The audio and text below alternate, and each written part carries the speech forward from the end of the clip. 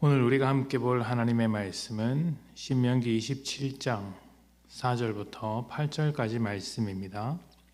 신명기 27장 4절부터 8절까지 말씀.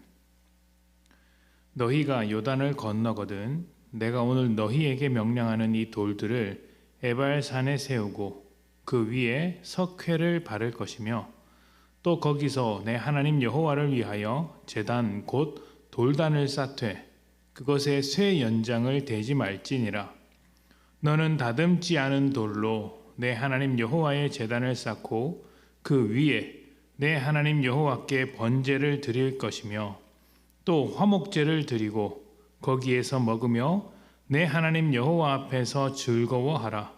너는 이 율법의 모든 말씀을 그 돌들 위에 분명하고 정확하게 기록할지니라. 아멘. 이스라엘이 광야 생활을 마치고 가나안 땅에 들어가기 전에 광야 생활 초반에 받았던 하나님의 말씀을 다시 한번 배운 것이 신명기 말씀입니다. 앞으로 가나안 땅에서 살게 될 텐데 그 속에 있는 우상의 문화에 지배당하지 않도록 또 광야에서 실패했던 것을 반복하지 않도록 한 번 더 교육하고 당부하는 것이죠. 가르쳐야 할 말씀을 다 가르친 모세는 이제 새로운 땅에서 새로운 삶을 시작하게 될 이스라엘에게 하나님 앞에서 한 번 더 약속하라고 이야기합니다. 시내산에서 십계명 돌판을 받은 것처럼 또 시내산에 함께 올라 하나님께 맹세했던 것처럼 다시 한번 돌에다가 율법을 새깁니다. 그리고 에발산과 그리심산에 올라서 말씀을 순종했을 때 받는 복, 죄를 지었을 때 받게 될 저주를 선언하게 됩니다.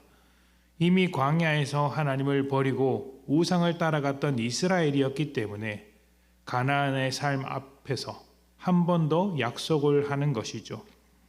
자, 그런데 이 과정에서 제사를 드리는 장면이 짧게 지나가는데 우리가 눈여겨봐야 할 것이 하나 있습니다. 신명기 27장 5절부터 6절까지 말씀인데요. 제가 한 번 더 읽겠습니다. 또 거기서 내 하나님 여호와를 위하여 제단 곧 돌단을 쌓되 그것에 쇠 연장을 대지 말지니라. 너는 다듬지 않은 돌로 내 하나님 여호와의 제단을 쌓고 그 위에 내 하나님 여호와께 번제를 드릴 것이며. 아멘. 하나님께 제단을 쌓는데 다듬지 않은 돌로 제단을 쌓으라고 합니다. 이것은 가나안의 우상과도 다르고 사람들이 갖고 있는 일반적인 종교심과도 어울리지 않는 조금은 이상해 보이는 말입니다. 일반적으로 제단을 쌓는다고 하면 어떻게 쌓아야 합니까? 화려해야 합니다. 그럴듯해야 합니다. 하나님께 바치는 제단인데 아무렇게나 만들 수 있겠습니까? 우리의 모든 것을 다해 정성을 쏟아서 만들어야 한다고 생각을 합니다. 가나안의 우상들도 마찬가지입니다. 신상을 만들고 신전을 만들어야 합니다. 그냥 만드는 것이 아니라 정성껏 잘 만들어야 합니다. 그렇게 만든 것들이 바벨론의 신전이었고 애굽의 신전들이었습니다. 이런 과정에서 누가 고생하겠습니까? 노예되었던 이스라엘이 그 성과 신전을 쌓는 데 동원되었던 것처럼 신의 영광을 위한다는 명목으로 사람들이 고생하는 것입니다. 하나님께서 쇠 연장으로 돌을 다듬는 고생을 하지 말고 그냥 있는 돌을 가져다 쓰라고 하신 것은 하나님 자신을 위한 것이 아니라 우리를 위한 것이기 때문입니다. 믿음은 우리를 위한 것이죠. 하나님을 위해 사람이 수고하기보다 사람을 위해 하나님께서 수고하신다는 것입니다. 이스라엘을 이끌고 광야를 건너게 하신 수고도 하나님이 하신 것이고 가나안 땅을 준비시켜 승리를 얻게 하신 것도 하나님의 수고입니다. 가나안에서 삶을 지켜주시는 것도 하나님이시고 그 수고가 결국 십자가에 이르기까지 계속 이어지고 있었던 것이죠.